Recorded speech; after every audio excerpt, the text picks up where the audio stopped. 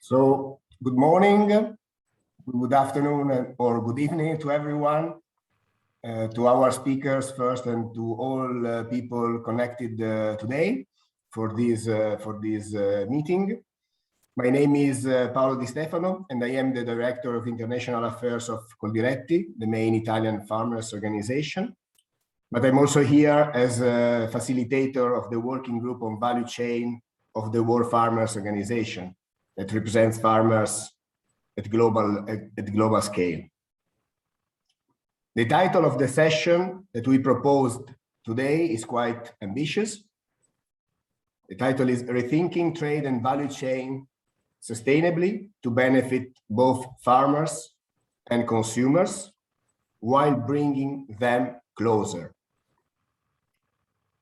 The aim today is to get the best possible outcome to draw the path for the future policies that need to integrate food and agriculture in the new trade dynamics in order to tackle the main urgencies that are interconnected: climate change, hunger, demographic growth, etc. In particular, the climate change is at the core of the discussions of these days with the pre-COP26 in Milan. And we heard yesterday from the Executive Secretary of the UNFCCC that we are far from being on track to reach the objectives set in Paris. She said that 40% of countries are not acting accordingly. So one of the questions today is how renewed trade policy can tackle this challenge and push all countries to put in place effective and coordinated policies. Are trade policies capable to influence the path through more and better production and consumption patterns, building on a renewed B2C approach? Farmers need to be at the center of this debate. And since organized farmers are a plus to integrate the discussion in the best way, we think that we, as WFO, we are in the right position to express what farmers really need, but also how to respond to consumers' expectations. Also based on the very positive collaborative experience we had during the Food System Summit. We will have the opportunity to also address that, thanks to the reflection we will ask to our speakers. Maybe one thing that we can bring home from the Food System Summit that closed in the last days is the confirmation of what we as farmers at global level have been repeated since time. Food value chains, to be really sustainable and to provide food for a growing population, depend on common actions of the actors of the whole value chain. It is not only a matter of producing, but also consuming in a sustainable way. It is not a matter of length of the chain, but to how this chain is interconnected. Today, we are here with 4 distinguished guests in order to define from different points of view what actions and policy are needed at global level in order to rethink trade to really impact on the innovative way of approach to food and agriculture that we as WFO have been advocating since a long time.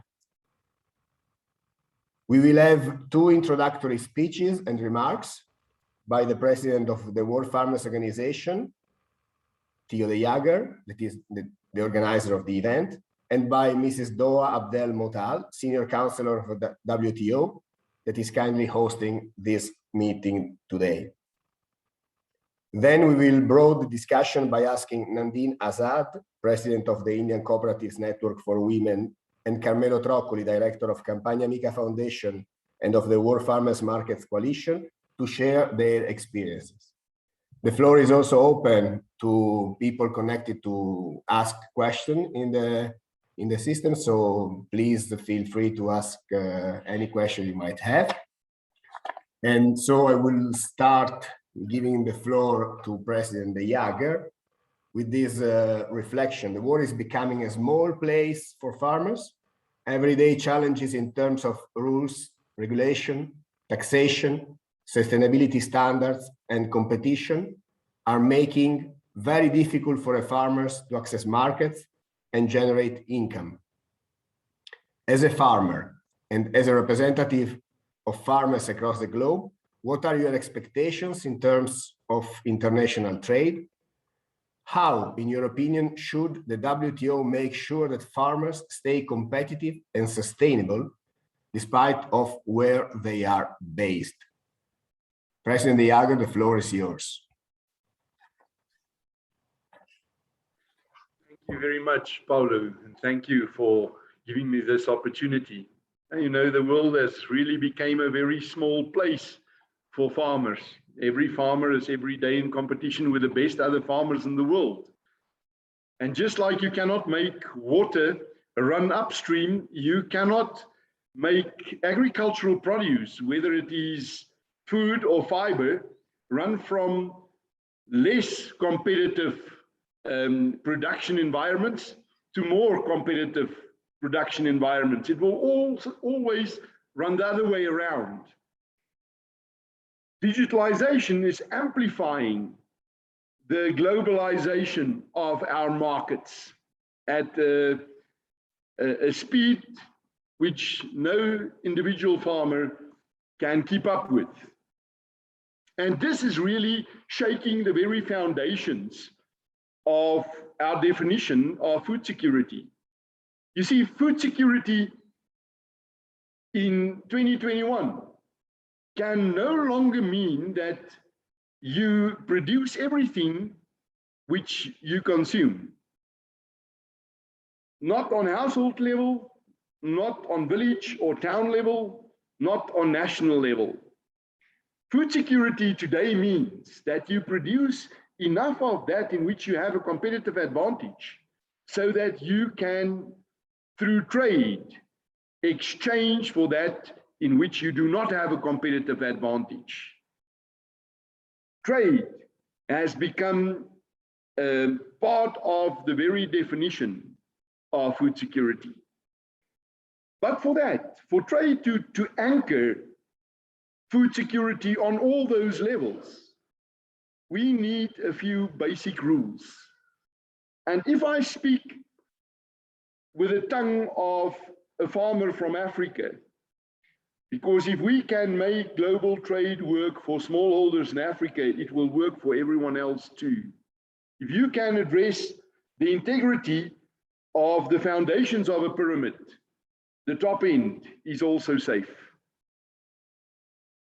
Those basic rules is what the WTO must guard. The WTO is actually, from a farmer's perspective, our last line of defense. And I just want to touch on a few of those basic principles. And first of all, it's fairness. There must be fairness in global trade, especially on farm level. The income of the farmer must be fair if it's measured against the risk the farmer takes. We must play on a level playing field.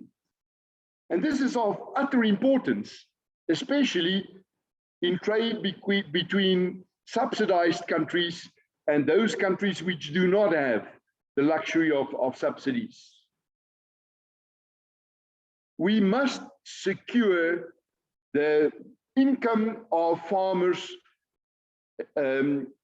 against dumping.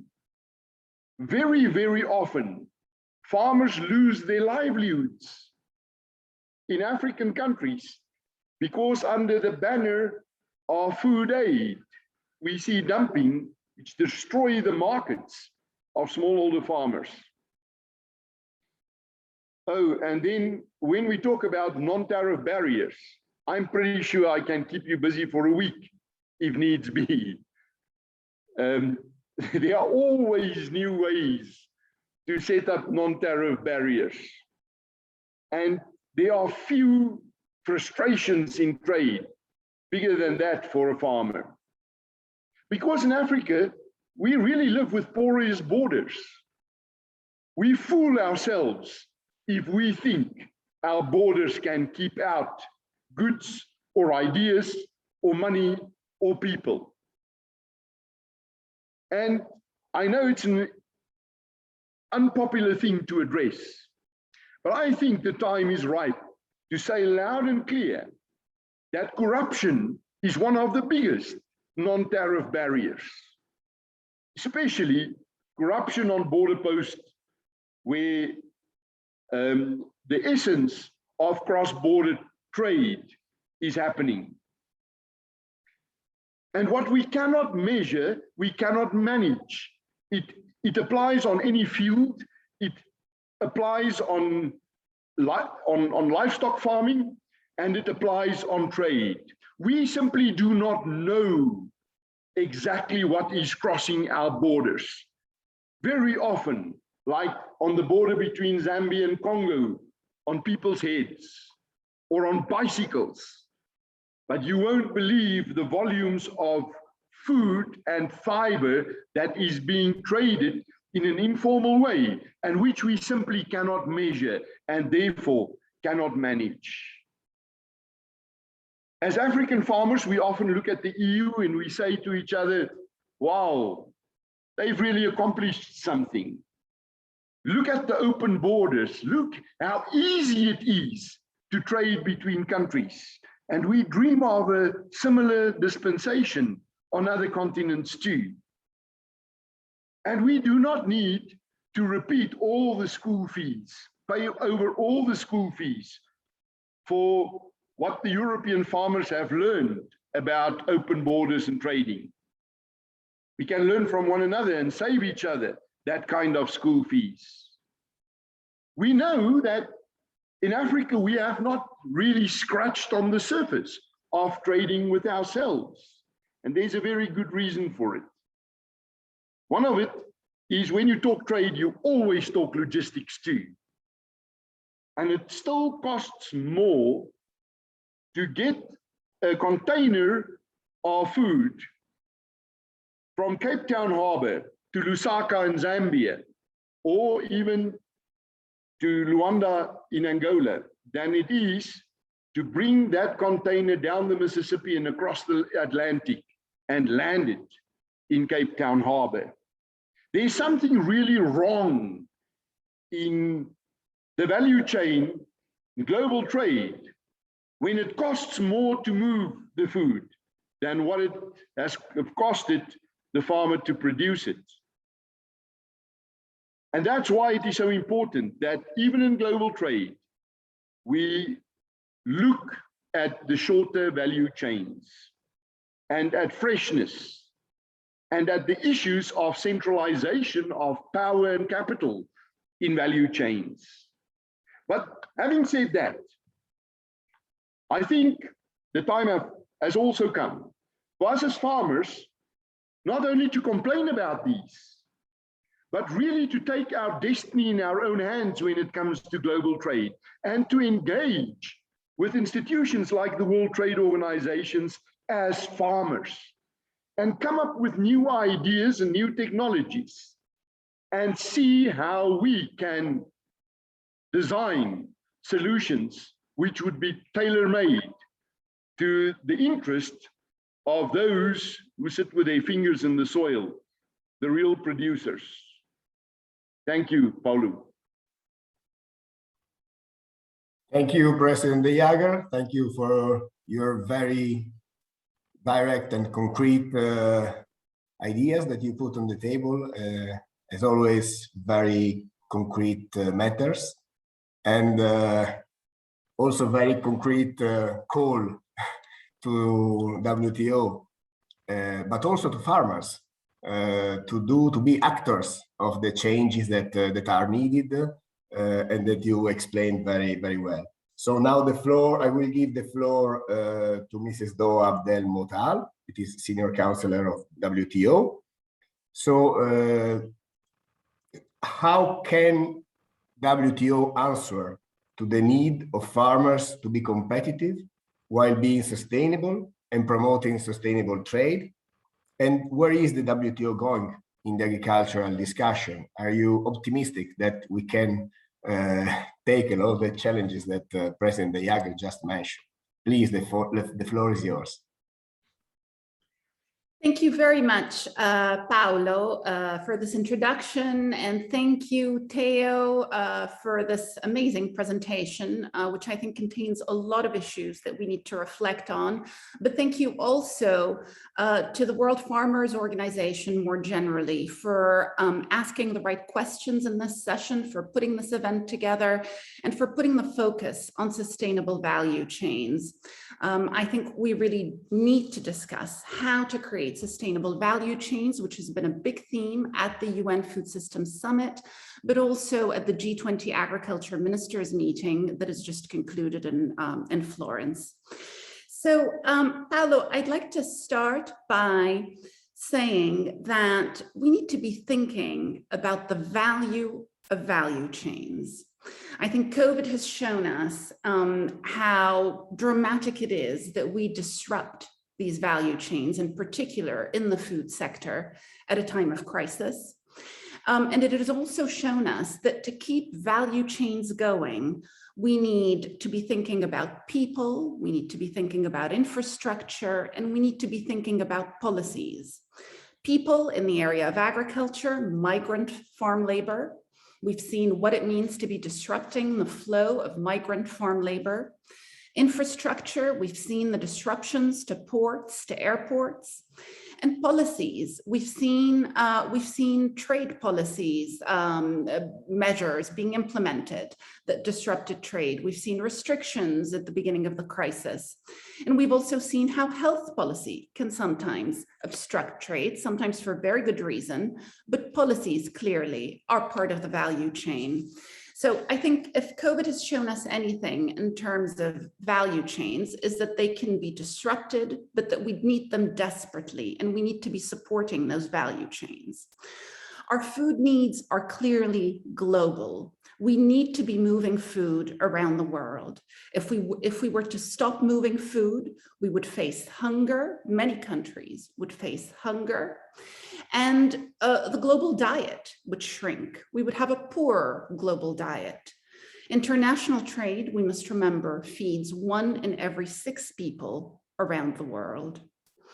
Now, agricultural trade has proven to be resilient during the COVID crisis. It resisted, and that's because demand for food is inelastic. People cannot postpone food consumption. Food demand at the global level is very real. Now, what the FAO's SOFA 2020 report tells us is that 1/3 of food exports at the global level cross borders at least twice.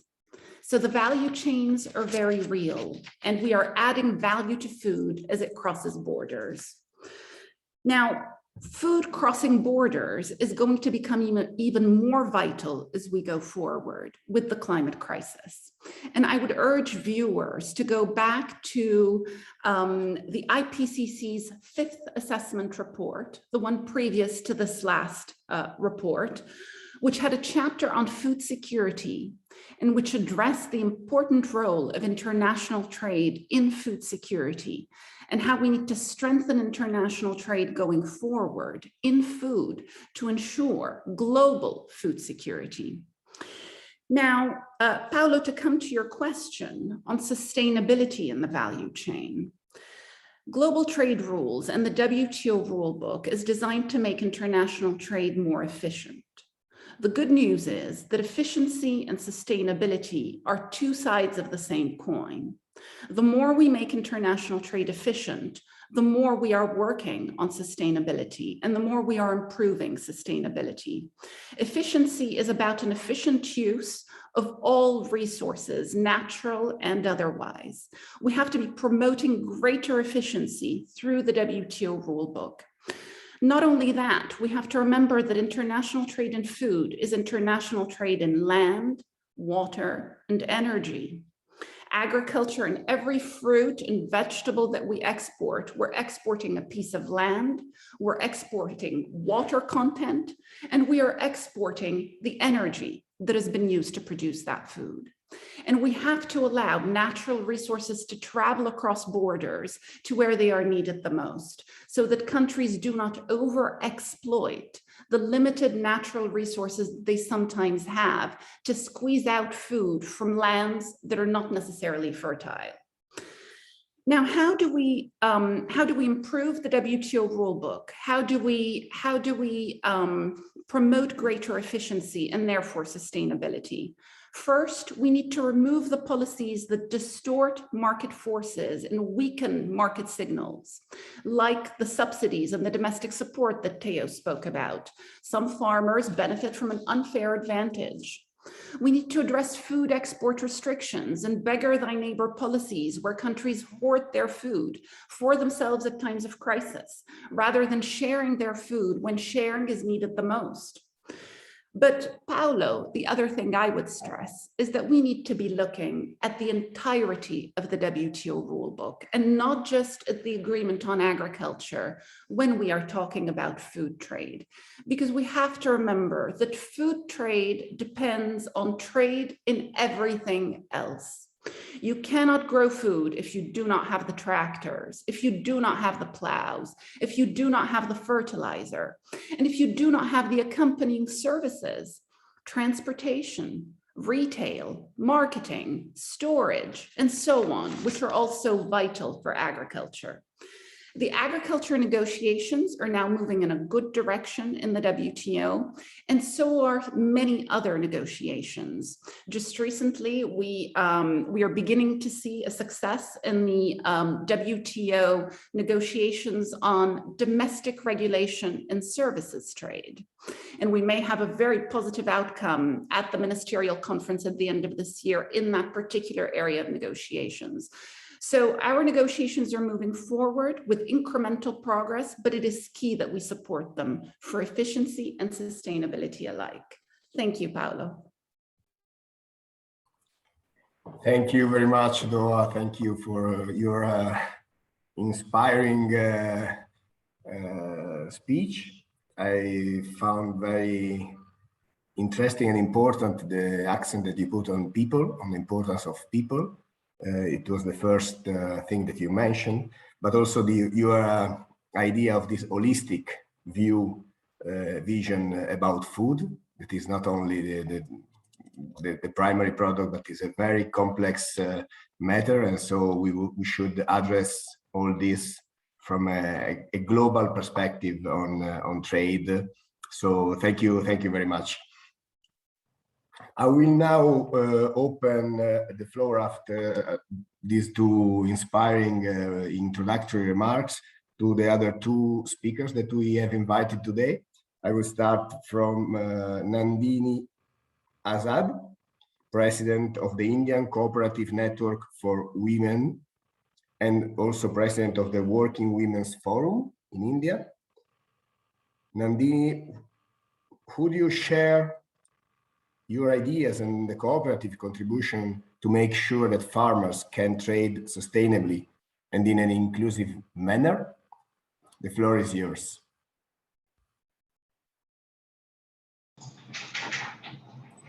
Organization, the World Farmers Organization, for giving me this opportunity, and also to the WTO, which has made this panel possible.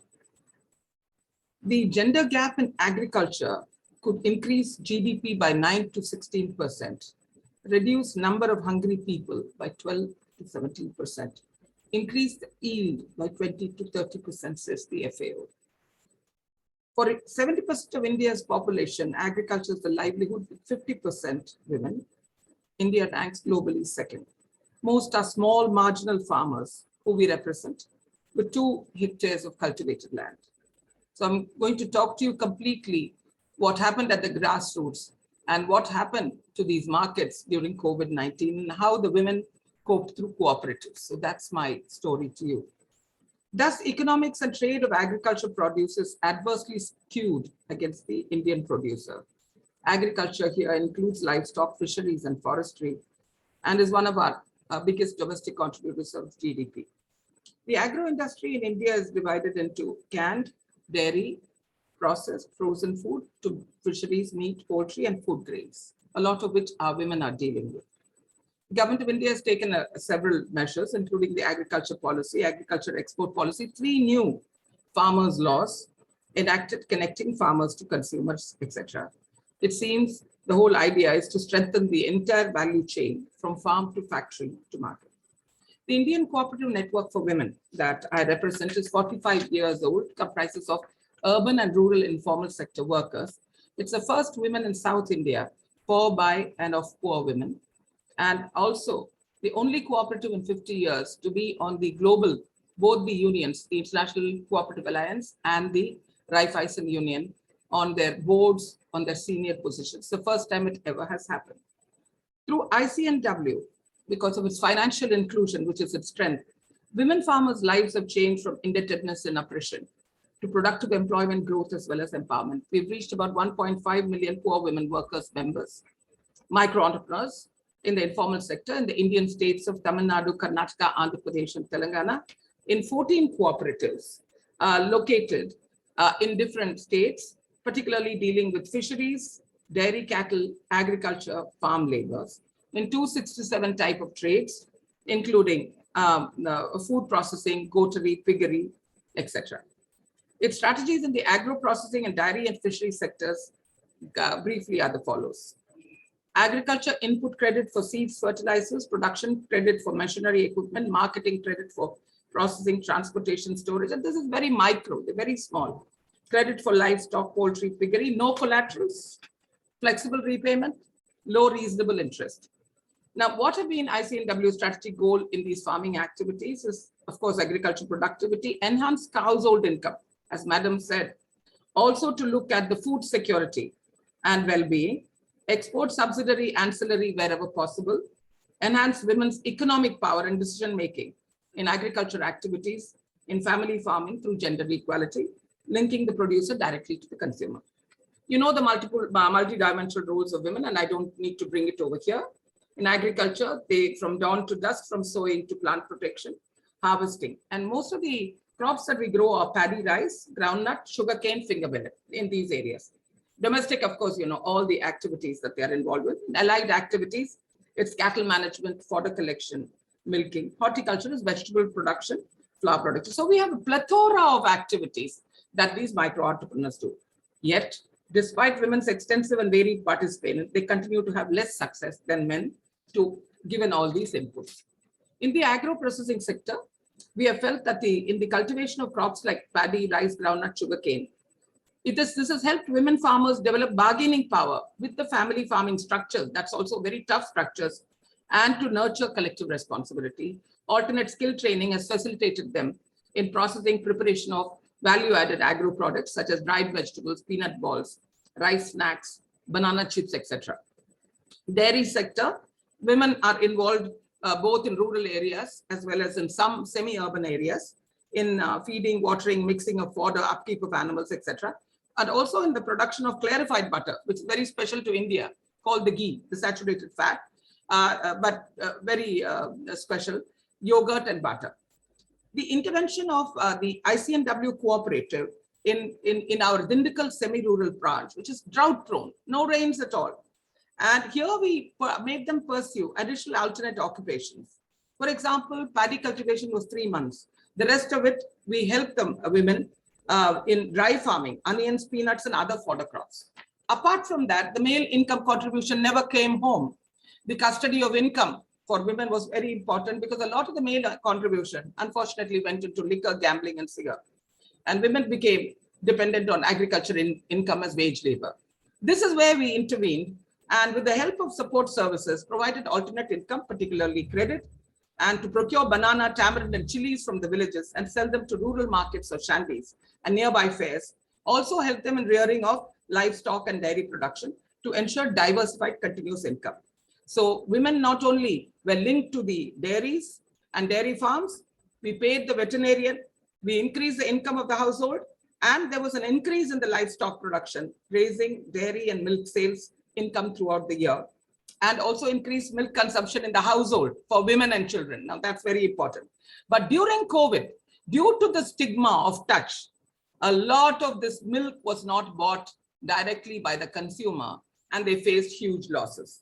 In the fisheries sector, we work on the coast of, deep coast of Tamil Nadu in several fishing activities, processing and marketing of fresh and dry fish.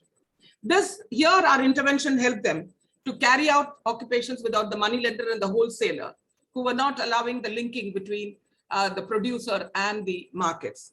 And here in the seashore markets, the ICNW intervened, giving direct credit at reasonable interest, and the women challenged the existing structures in repairing fishing canals, auction rights, and storage. Fish marketing provides better returns, and except in the lean period. So they support their household by fresh and dry fish marketing, processing, prawns, crab, etc. What are the measures taken during COVID-19 pandemic? Due to the pandemic outbreak, there has been restricted movement of goods and people all over the world, affecting our micro entrepreneurs and particularly women very heavily. Our staff was confronted with no transportation, no public transportation, because these are very poor women. And the members could neither take a loan or their savings, no cash for food, household food security, none for investing, and no markets. However, our barefoot bankers went house to house and then provided them with emergency loans, emergency savings, loan waivers. Indeed, I would say these were the heroines, farmers combating Corona. And our staff were involved in getting passes to all locations, because these are the support services you need to get them at the grassroots. Because unable to pay the loan installments, we rescheduled it. Some of them had no buying power, no nutrition, and literally hungry, as Madam had mentioned. During the lockdown, they were also unable to come and pay their loans. So therefore, we also had a dive down of the repayment rate. Otherwise, it's 96% for us. We have given about $5 million US as petty loans. The cooperatives reached the doorstep and reached 100,000 women, house by house, so that they don't fall back, the farmers, into debt and poverty through holistic strategies. Then we started digital financial literacy, because that was the key, where we said apps like GPay, PhonePay, NEFT in regional languages, so that they don't need to come back to us. This helped the farmers a lot. And then to inspire them, once the lockdowns got eased, we had the Corona Warriors Micro Entrepreneur Awards, where women who had taken 30 loans without moratorium, without default, we gave them awards, because many of them, they're from 200 rupees loans, which was not even $5, now have their children as engineers and doctors. So over a period of 30 years, there has been this transformation. Not to forget gender violence during this pandemic, apart from the other struggles that the women farmers went through. As the UN Secretary General said, the gender violence was also cutting into their productive roles and higher income profits, etc. Because unless you have gender equality operational at the household and community level, gender equality cannot go on. So the innovative inclusive program has allowed women farmers to come out of hunger and poverty, fully integrated, and provides an empowering environment. The whole cooperative is run by them. You have a fisherwoman as a vice president. So it is them, for them, by them. Reinforcing that women must be at the center of any effort to promote sustainable family farming to reduce hunger and improve livelihoods. The correlation between women cooperatives and gender equality cannot be minimized, because the dividends go back to them. These are not corporate structures, and therefore they are inspired and they can produce much better, but it has to be democratic and voluntary. In the mixed cooperatives of Asia Pacific, we found only 20% of leadership of women. Therefore, this is very important that women are in the governance structures to be able to, in cooperatives, to follow all this. So the decision making of women in farming has changed 90%. We did a new study and we found that they were crop choice. These were very important. Custody of incomes, marketing, all these things had happened at the community level and at the household. And you see, we should consider the key roles in the agri-food systems and household food security and nutrition. That is absolutely, as Madam said, apart from the trade, apart from the selling, these two things are very important as food producers, food farm managers, processors, traders, wage workers, entrepreneurs, and household managers. What is my conclusion? The conclusion is social protection measures to promote productive investments, including agriculture inputs and cash transfers and cash plus programs, Yes, can I continue? If you can conclude, please, because we are running out of time. Thank you. Can I take 1 minute maybe? Or Yeah. half a minute? Yeah. Cash plus programs to help women farmers and their cooperative recover from COVID-19. Continuous loan infusing capital savings through cooperatives are very important for farm women to succeed.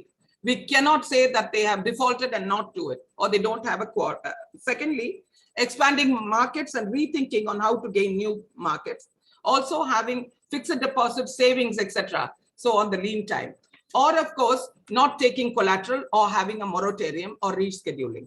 Also by addressing mobility transportation and market disruption. Innovations such as mobile farm gate markets and or electronic transaction systems to manage orders. Also work with international agencies like all of you, and not to forget that the WTO should look at these grassroots issue and what affects women so much, and during these difficult pandemic times to help them connect to the world market, because we need infrastructure, we need cash, we need capacity building. Thank you very much. I'm sorry to overrun the time. Thank you, Nandine. Thank you for bringing concrete examples on COVID disruption, also risk related to climate condition, but also that organizations and cooperatives are key in this sense. But we also understand that the road to eliminating the gender gap is far from being accomplished. So now the floor to Carmelo Troccoli, Director of Campagna Amica Foundation and World Coalition of Farmers Market. Just before the summer break, Rome hosted the Pre-Food System Summit. In this context, Campagna Amica launched the World Farmers Market Coalition. Will you tell us a bit more about this project and how the coalition is going to help farmers to find new market outlets? Please, Carmelo, the floor is yours. Hello, good morning, everybody. Thank you, Paolo, for this opportunity. I would like to thanks also WF for inviting me to present this experience. It is not easy to talk after those inspiring speeches that there were before mine. But I will try to give you another perspective about the food system. Yes, as you said, Paolo, in July in Rome, we had the Pre-Food System Summit, where we presented this new international coalition, the World Farmers Market Coalition. Why we arrived at this idea? First of all, I would like to point here some data about the food system in the world. We never produced before today too much food as we have today. But at the same moment, we are living in a time where we waste the biggest quantity of food we have never done before. Some data shows that we waste more than 1 billion tons per year of food. And on the same time, we have around 800,000 people in the world who live in a very difficult situation to a fair access to food. And among these people, the majority of these people live in rural areas. You can very easily understand that this is a huge paradox that we are living in our area.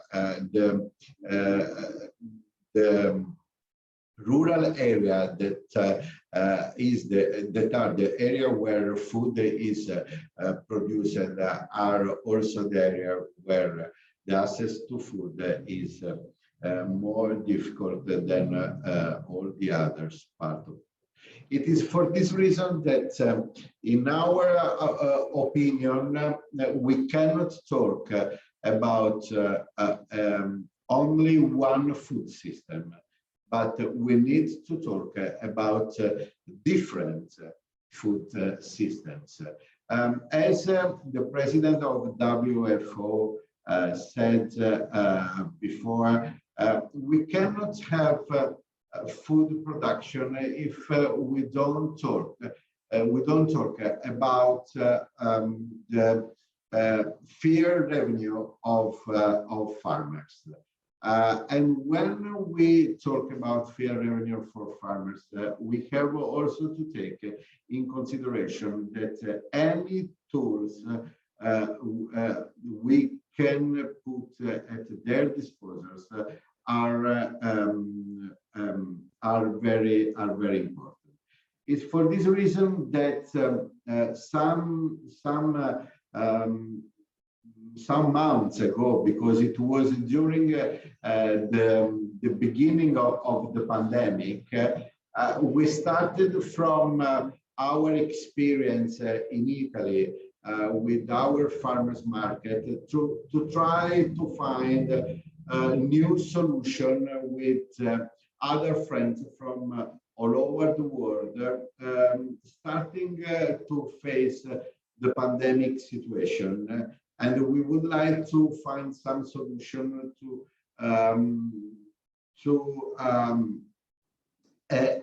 a better life for our farmers market. It is for this reason that we started to talk with friends from United States, from Canada, from Japan. I know that someone of them is also in this meeting, in order to put all the farmers market association from all over the world together in order to share best practice and also to help farmers from other countries that don't have a farmers market system to build up a farmers market system, because in the majority of the countries of the world, farmers are not allowed yet to sell directly their products. We want to help them because we see in our countries that farmers market, from one hand, help family farming to get a better added value and help their incomes and continues to stay in a rural area and producing food. And on the other hand, farmers market bring the value of agriculture and of farming in the center of city, talking with consumers and making them understand which is the real value of food. We were 8 in June, 8 countries involving in this coalition.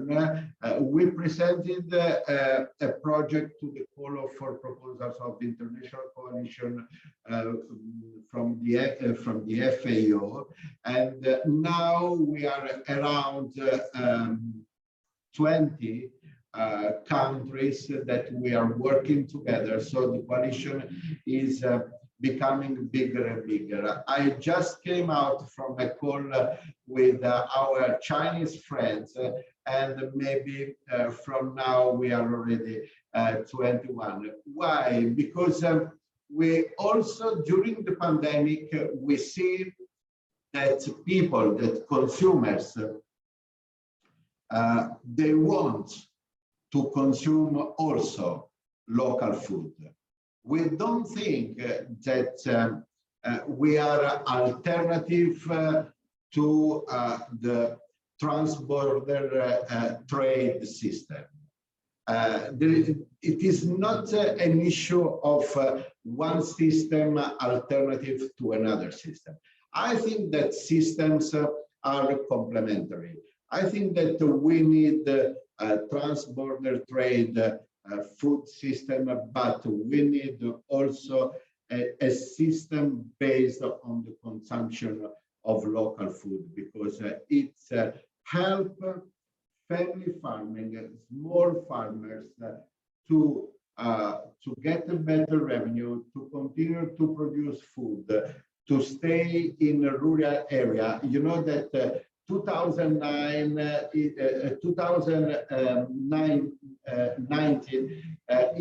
it was the first year where the majority of people of the world lived in the cities.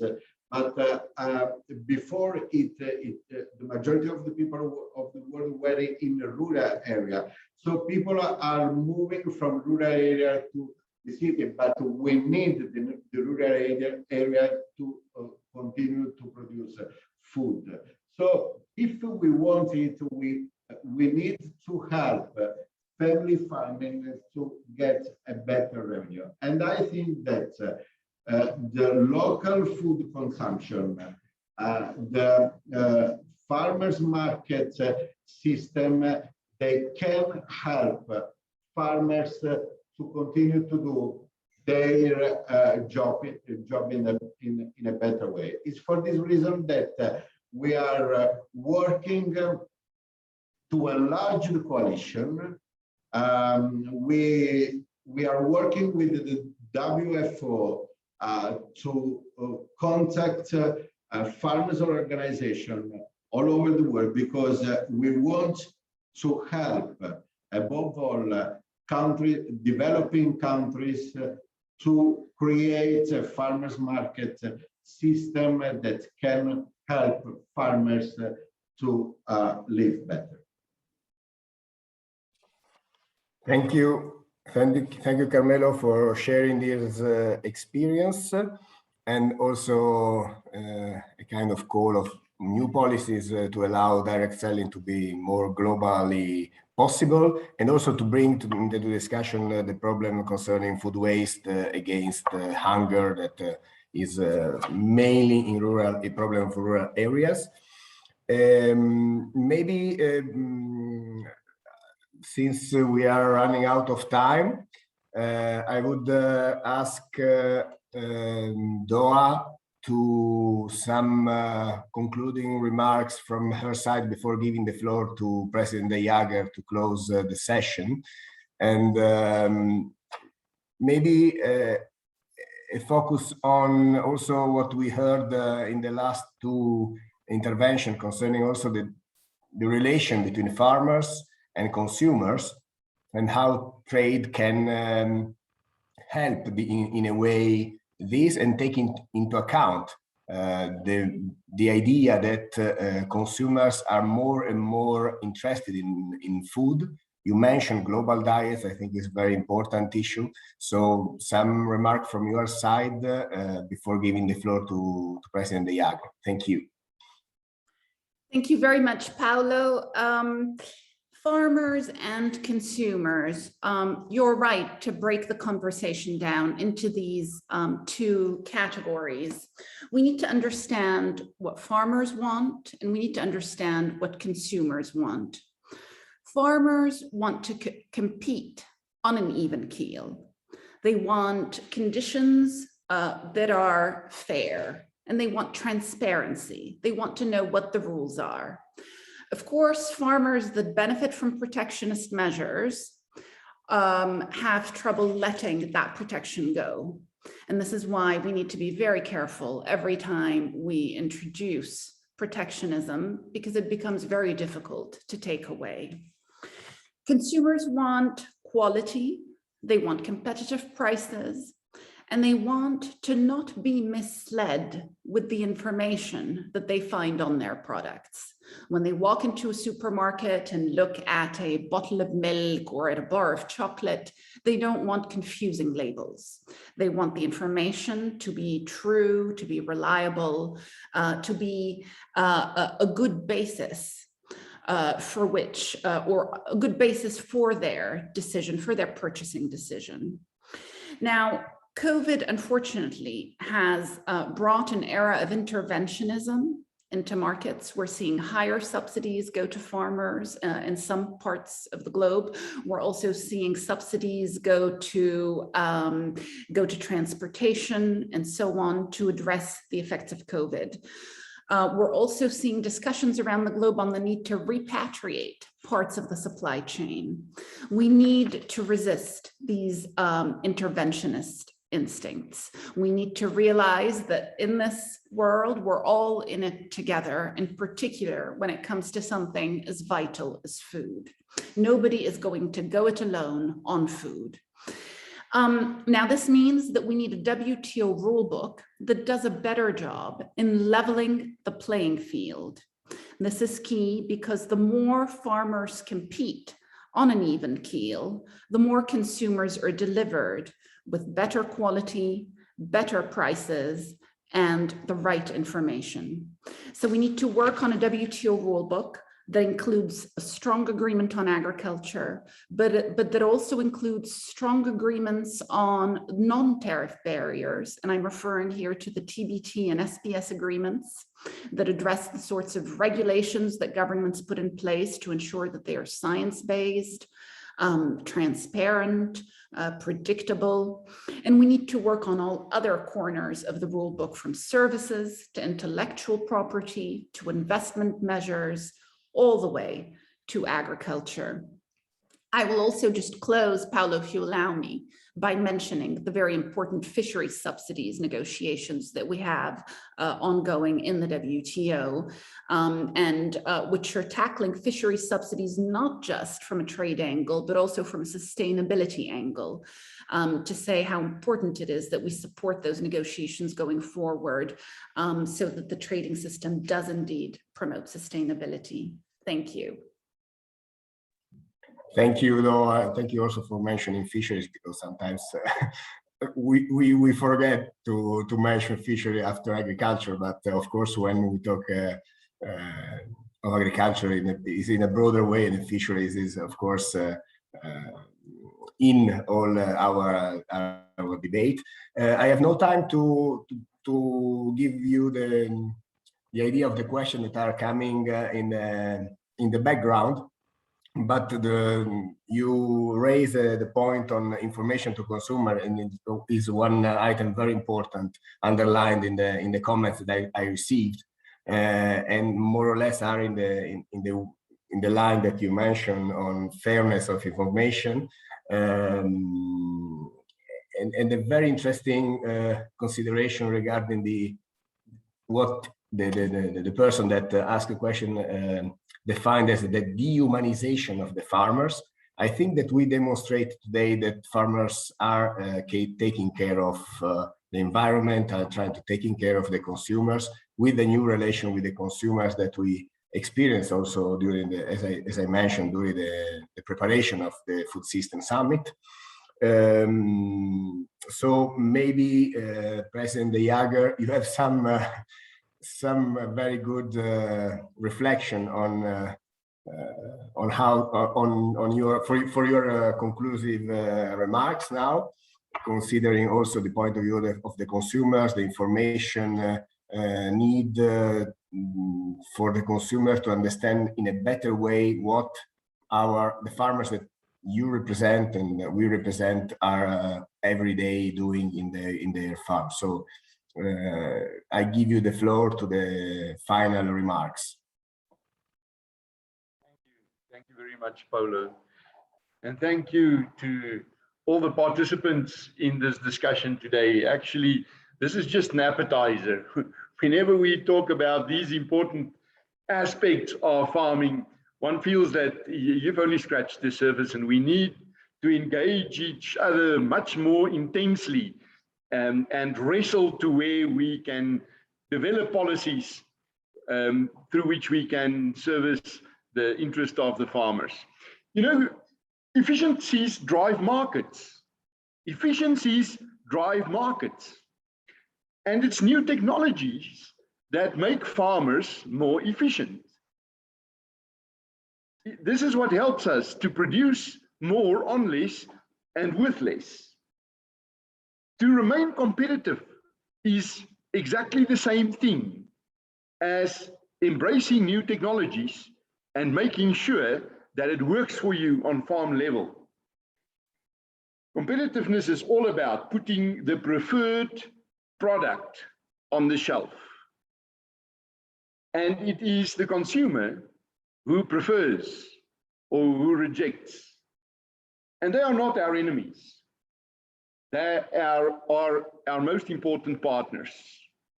That's why the discussion between producers and consumers, also when it comes to global trade, is so important. We must spend more time and effort and resources in communicating with those who are most important in the lives of farmers, the people who buy our products, no matter where they are in the world. We must make it easy for the consumers to reach out to us. It must be as easy as scanning a QR code on the product and see where it comes from. And if you as a farmer, mostly because of the same excuse I have, probably age, get scared of that, you must know you cannot keep up in the race to competitiveness. Standards will always be part of competitiveness, and standards will always go higher and higher, which means you as an individual farmer will always have to do better and better. That's the name of the game. And we cannot do it alone. We must do better with our partners, of which World Trade Organization is a very important one.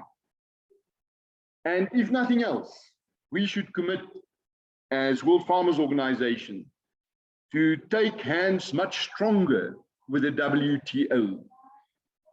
Not only to convey the message of the farmers to WTO, but also to get the advice and the early warning signals from WTO. But from our side, thank you so much to everybody who took part today in this discussion. Thank you for all the inputs. Thank you to our colleagues in the Secretariat for setting it up. And thank you to you, Paulo, for the leadership you are showing in this field in WTO. There's not a farmer in the world that do not owe you a big thank you for the efforts of influencing global policies on trade.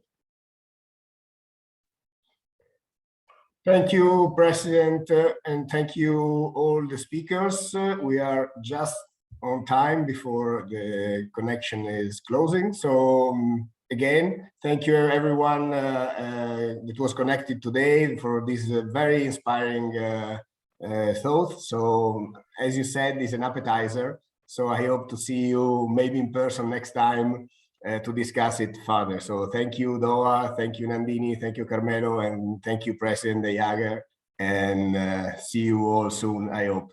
Bye-bye, thank you. Thank you very much. Thank you. Goodbye.